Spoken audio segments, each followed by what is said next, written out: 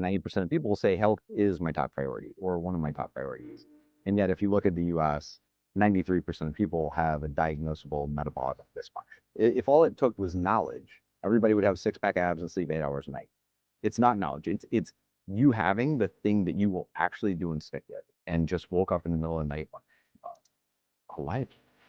This says what we want it to say, what we want to do for people. You know how you have a really, really good domain is if it makes you lose sleep. Having a premium domain helps with investors and just showing that, hey, you're serious at the next level if you have a premium domain. Or you're 5 years into a company, that you're not going to go change the name. Like, they own your front yard. Do you want your own front yard? What we're working towards every day, what we're doing right now, is for millions of people to say, I am living a better life each day now than I was before, thanks to what Lively is doing for me. Welcome to the Grit.org podcast. In these episodes, they speak to top achievers in athletics and business to understand the habits and mindset they apply in order to build more grit.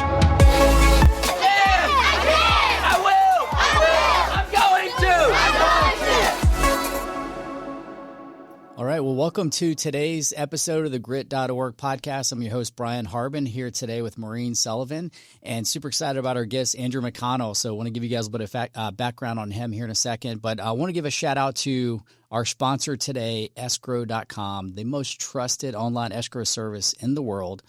And we use them for all of our domain transactions, and really the domain name says it all, just ultimate credibility and trust with escrow.com. So but today, excited about Andrew McConnell. We're here to talk about the nitty gritty and kind of their domain acquisition. And so a little bit of background on Andrew McConnell. Just found out he actually graduated high school just down the road from where I am at Bowles here in Jacksonville University. In Jacksonville. Went to Harvard undergrad and has a law degree from Harvard Law and Cambridge Law. Also did swimming and water polo at Cambridge. Was the founder and CEO of Vacation Futures, which then became Rented, and then they exited that company, and then is an advisor for many companies, and then recently co-founded Lively, which is the company we're here to talk about today. So he's in Atlanta, my hometown. So Andrew, excited for you to be on the call today. Yeah, excited to be here. Thank you for having me. It's funny, you're where I'm from, I'm where you're from, and yeah, you mixed it all up. Yes, very cool. And welcome, Maureen. Excited you can join us today as well. Me too. All right. So, Andrew, let's kind of get started with just tell the listeners about Lively.com and what you guys do and the mission for what you guys are doing there. Yeah, the mission at its most basic level is to help anyone and everyone live healthier, longer, live your best life your entire life. And it stems from this idea that 90% of people will say health is my top priority or one of my top priorities. And yet, if you look at the US, 93% of people have a diagnosable metabolic dysfunction. We're not delivering on that promise of health. Not just health as an absence of disease, but health is in truly living with vitality. And Lively is a new kind of marketplace specific to health and wellness across all 5 pillars, because it's not just how you move your body. It's not just to what you consume in your body. It's not just how you sleep and recover, how you manage your mindset, or how you engage with others. But health requires all of those. And so Lively is the first marketplace bringing all those together under one roof, and then taking it to a next level of not just aggregating goods, but helping from data that you're already capturing from your Apple Watch or your Whoop or your Aura, give you very targeted and specific recommendations, insights, and advice. So since you bought this, or since you started doing this, you're now seeing 8 minutes more of deep sleep a night. And that's really, really important. But you know what's now missing is you aren't moving your body enough. So let's try to get your step count up another 1,500 steps a day, because we see that action may have a bigger impact. So let's work on that. So Lively doesn't try to make you someone you're not. They try to help you live the life you're capable of every day of your life by leaning into who you already are and the things that you're more likely to do and stick with. Andrew, how did the company come to be named Lively, and why is that brand name important to you? So it literally, I woke up and just talking about sleep in the middle of the night when we were trying to work through the name of the company. And we had, I want to say I'd already bought 45 different domain names, right? Like cheap ones, because you can get some for $9.99 or $12.99, whatever. So I bought a bunch of domains and we were trying to misspellings and different things you could do, or people would have a hard time pronouncing them, and just woke up in the middle of the night one night and got a library, right? Like alive meets lively, live a lively life. Like this says what we want it to say, what we want to do for people. And ran it by my co-founder. I was like, what do you think of this? And saw it was not being used and was potentially available for sale. So like, I think this could be the one. That's fantastic. And what's funny too, somebody was doing an interview the other day talking about domains, and I said, you know how you have a really, really good domain is if it makes you lose sleep, right? That's usually a good indication that that's the one, right? So yeah, anything else with that decision? So, and then, obviously you knew, hey, this is something, even though you saw it was for sale, you're like, hey, we need to enlist some help. How did you come about that decision to enlist the help of a domain broker? Yeah. So you referenced one of my former companies was rented.com. And it was a very similar thing of that one. Was actually my co-founder said, hey, this domain's available. We should go with that. And I was cheap. And I was like, look, I've never paid more than $10 for a domain. I'm not going to do it. And we kept trying to find other ones and do it. And then it just kept coming back to, man, this is such a perfect name for what we do. The tagline, you could do it, like everything from it. Our investors were behind it. And so we did it. And I mean, it just almost overnight, like transformed the credibility of the business, the customer base we could access, the ease to get people in. We had one person in the entire history of the business said, oh, we like the other name better. Everybody else was like, yeah, that's the obvious choice. Go with that. I think it was valuable in the ultimate sale. And so knew that path. And typically in that situation, when it's for sale, right? Like if they find in that situation, we would raise money from VC. Like if they know that, and they might squeeze you in a different way. So it's just better to go through somebody and manage that. And with a lively, I didn't know, but my co-founder has a pretty prominent background. I have a prominent background, even though we hadn't raised outside funding. Like we'd sold a company, we'd done stuff. So wanted to keep it separate from us. And look, I hired a banker to sell my rented, right? There's certain things that I am great at. There's certain things that I could go do. But just because you can do something doesn't mean you should. Like I could get scissors and cut my own hair, but I'm not going to do it. There are people that are better to do that than me. And so let me pay the experts to do it. Great. So how was the process of buying the domain through Grit Brokerage? Did you feel by having our help, it streamlined the process for you? 100%. I mean, it's the same of if you're changing your oil or mowing, like knowing that you have somebody that's going to take care of it, that does this. I may do it 5 times in my life. This person may do it 5 times a week, right? Like they're really expert in the thing that they're doing, can go back and forth. I still remember when we were emailing back and forth, and I was out on a walk, I know near the house because I got Wi-Fi back on. So my phone gave me the update on the email. Oh my God, we can get it. And I was so excited. So I thought it was a great process. Yeah. Yeah. And I remember working with you, Andrew. You wanted to move this really fast. And so that's what I'm good at doing. And that's what I focused in on for you. And I think we ended up getting this domain within 3 weeks' time. And, we moved it through as quick as we could. Yeah. I mean, this is back to the point Bryn made before. It's a really good domain if you're losing sleep. So just to have it done, so I wasn't losing more sleep on, are we going to get it? Are we not? Like, do I need to keep thinking about what the name is and design logo and do all that? Having that done, paying a little bit more and say, look, this is going to be the domain for the life of this business. And this business is my life for a good chunk of time. It's worth the investment. Let me just go ahead and pay up front to not pay on the back end. Yeah. Great. And one of the things we find a lot too in our business, Andrew, is that once somebody's had the experience of having a premium domain and working for the company with a premium domain, they just understand all the benefits that come with it.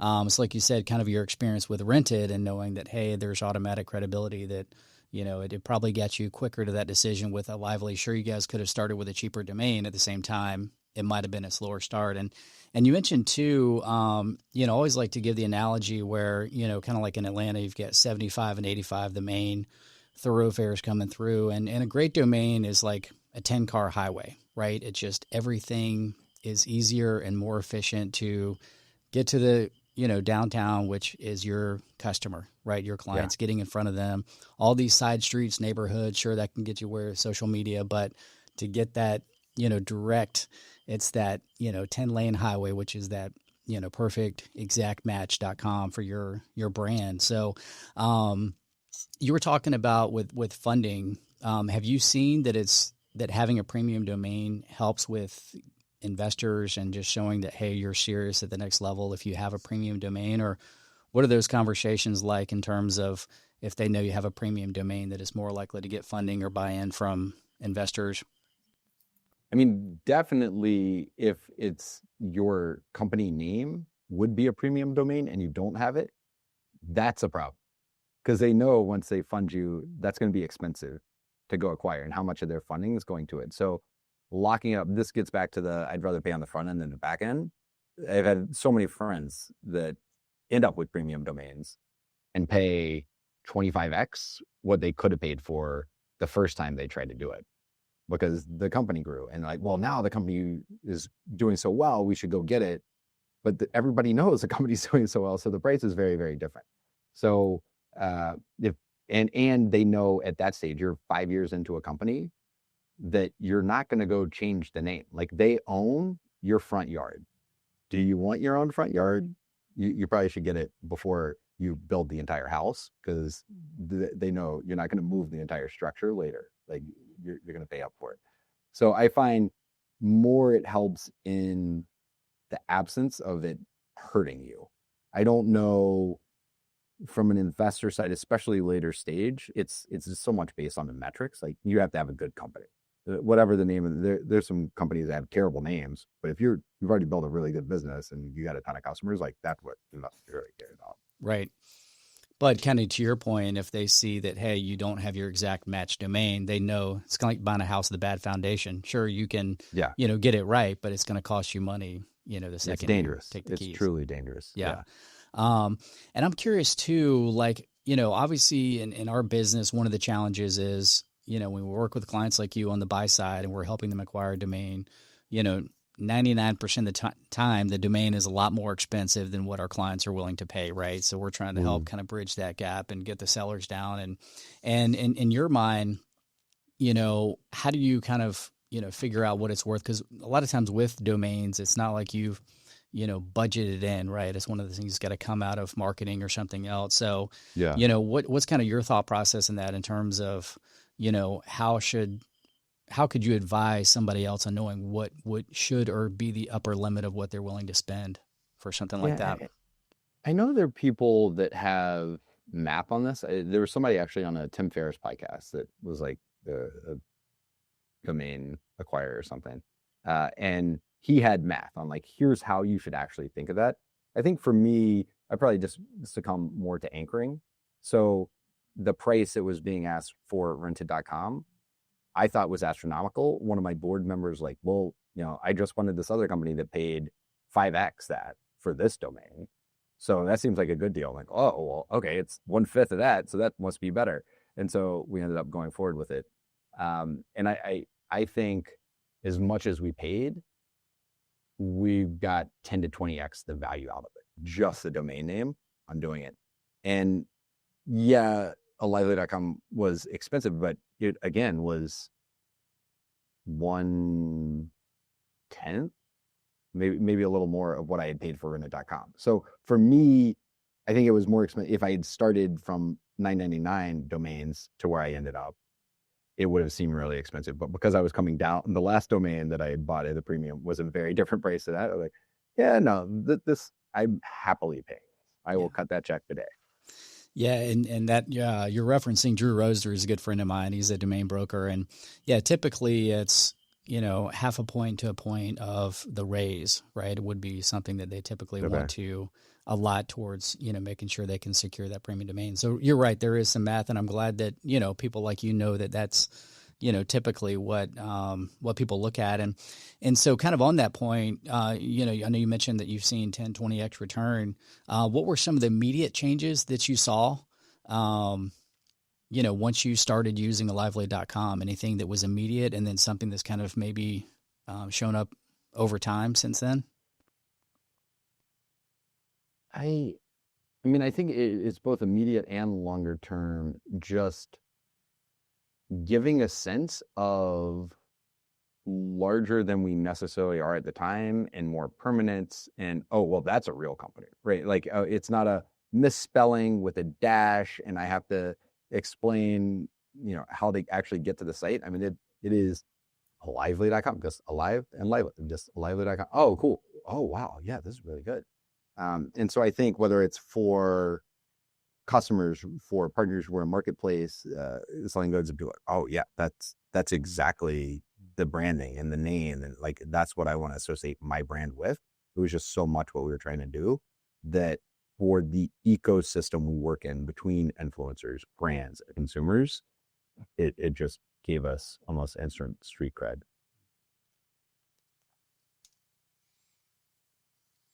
Yeah, and like you said too, people makes your company seem larger and more permanent with that credibility. And because I guess with the marketing that you guys do, where do you feel like that you really see the best ROI? Is it if you're going to maybe do conventions and you're meeting people in person and you've got the sign and the banner? Or is a lot of it more how are you doing your marketing, and where you see a lot of those conversions happening?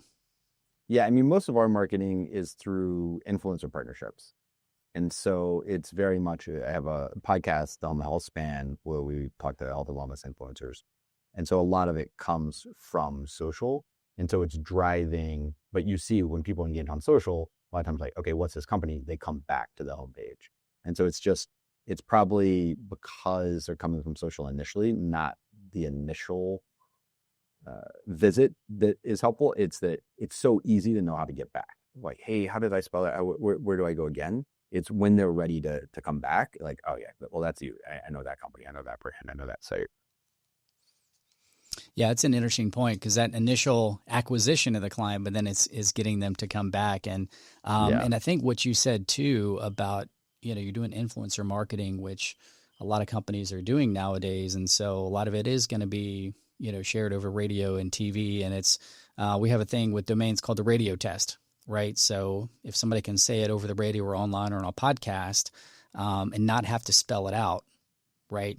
It's kind of a waste of energy. And the correct spelling, you're going to be losing a ton of traffic to them. You're basically handing them free traffic on a platter, even though it may not mean anything to them. But again, like you said, with especially nowadays in the way that more and more companies are needing to get in front of their clients, being able to pass the radio test makes a huge difference. And that's where it's saying, what is the value? It's very difficult to do a counterfactual. You say, well, okay, I can just see what it is. A lot of the value comes in what you're not losing in costs, right? Oh, would your conversion be 30% lower because people mistyped and just gave up? Would it be way more expensive to acquire this down the line because you didn't do it the first time? There are all these costs that I think people don't necessarily factor in accurately when they're considering, is this worth it or not? Andrew, how do you think owning a lively.com will help your brand and business grow over the next 5 to 10 years? Yeah, for us, it really is about building an ecosystem for all these partners and not having to switch the domain because we did something cheaper, and like going from day one, this is the message we want to send. This is the brand we want to build. This is the home that we're going to create for all of this. It pays dividends every single day that compound over days, months, and years. So I think a lot of the value, again, is things that you're not losing in cost but it's also, it does accrue, even if it's a small benefit each day, it compounds over time. Great. Absolutely. And one of the things too, Andrew, when I'm talking to potential buyers or even and helping them understand the value of a domain name is, a lot of times they get caught up in what they're paying for it. And I just say, listen, let's just say hypothetically the domain was in your account today. Don't worry how much you paid for it. But let's say 2 weeks from now, somebody came to you and wanted to buy the domain, right? What would be the price for it then? Because it happens a lot. So sometimes it's like, hey, go kick rocks. It's never for sale. Sometimes it's like 100x what they paid for it. And so it kind of helps them see it from a different perspective. Yeah. And so I was just curious to you, we don't necessarily have to go into what you paid for it, but in your mind, if somebody came to you today and said, hey, I want to buy lively.com, even though you've only had it for, I think, roughly a year now, what would you value it at in terms of 10x, 100x, what you paid for it? It would be minimum 100x. It might be closer to 200x. Because 100x, if I got that, like, it wouldn't change that much. At 200x, I think, like, okay, we'd go through the rebrand. We could tell a story. I could kind of justify it, and then extra money, like, justify expanding other parts of the business. At 100x, I'm self-funding the business right now, so it wouldn't be that different from here. Yeah, I wouldn't sell it at that. So it's just a different perspective of looking at it. Like, look, this is your baby that you're building on, and so you're adding value to it. So I'll ask one more question, and then Maureen, if you have anything else you wanted to ask. But I wanted to kind of give you a chance to just plug anything. So, what I love about what you guys are doing is it sounds like with a Lively, you're taking where somebody is now with their health, and you're helping them get to that very next level, right? And then once they get to that, you're getting to that next level. And I think that's really, makes a ton of difference for people, because you're really just helping them make baby steps of progress with their health. It's not going to happen overnight, right? If it's easy, then everybody could do it. It's not going to be some magic fix, but it's, hey, get to this next thing. So I love what you guys are doing. So just wanted to say anything, any direction of where you want to see the company be in 2 to 5 years, anything we can expect to see from you guys, anything that, obviously people go to lively.com to find out more, but if somebody wanted more information, where would they go to get started, or what's that look like? Yeah, depending what you're looking to do. So we have a lively.com. We also have a lively.ai. So a lively.ai is where today you can hop on the wait list for your wearable integration to get your personalized AI coach for what a lively.com then does. And so I would suggest check out both, see what resonates with you right now. And when you talk about kind of over the next 2 to 5 years, the goal, what we're working towards every day, what we're doing right now, is for millions of people to say, I am living a better life each day now than I was before, thanks to what a Lively is doing for me. And again, it's not, hey, here are 20 things that you're going to have to go implement, because nobody does that. It's, here's the one thing today, and let's work for a month or two on that together. Oh, and here's, wow, you see the progress you're making. So people to be able to know that they can succeed. Because I think at a certain level, we all know it's eat better, exercise more, sleep better. Everybody knows. If all it took was knowledge, everybody would have 6-pack abs and sleep 8 hours a night. It's not knowledge. It's you having the thing that you will actually do and stick with. And this is where the incredible personalization and timeliness come into play. And that's what a Lively works with you on. And so where we want to be is impacting your life, not to sell another cheap good and like, hey, we turn these sales. It's, wow, I can see where I started. I can see where I am now and that path to get here, thanks to the help that I've gotten from Lively. That's great. It's all about data, right? And seeing the progress. And that's what helps people keep moving along and not getting discouraged. And what you're doing, Andrew, is amazing. And I was so honored to be able to work with you and help you get this domain. Yeah, thank you. I'm incredibly grateful. Yeah. So, and if you guys want to check him out, I know you've got a TED Talk as well. 3 now, actually. Yeah, you've got 3 TED Talks. Did TEDx Atlanta, TEDx Bermuda, and 1 month from today doing TEDx UAD in Birmingham, Alabama. Oh, that's fantastic. That's a book. Yeah, and a book. Get out of my head. Yeah. And what I love the fact too is, I mean, you are doing exactly what you're selling. I mean, you're walking on a treadmill as we're doing this podcast interview. So I stopped it while we were doing that interview. okay. But yeah, no. So, and again, really appreciate you carving out the time to talk to us. And for us, it's just super helpful. We love being able to, get feedback from our clients and kind of their thought process, and especially to see that, obviously it's been worked out extremely well for you guys, and glad we were going to help, and definitely refer us out to anybody else we can help with in the future. So thanks again for being on the call today. And that's a wrap for the Grit.org podcast. I appreciate you guys checking in today, the episode of Grit Brokerage, and getting into the nitty gritty with Lively.com and Andrew McConnell. Thanks again. Take care.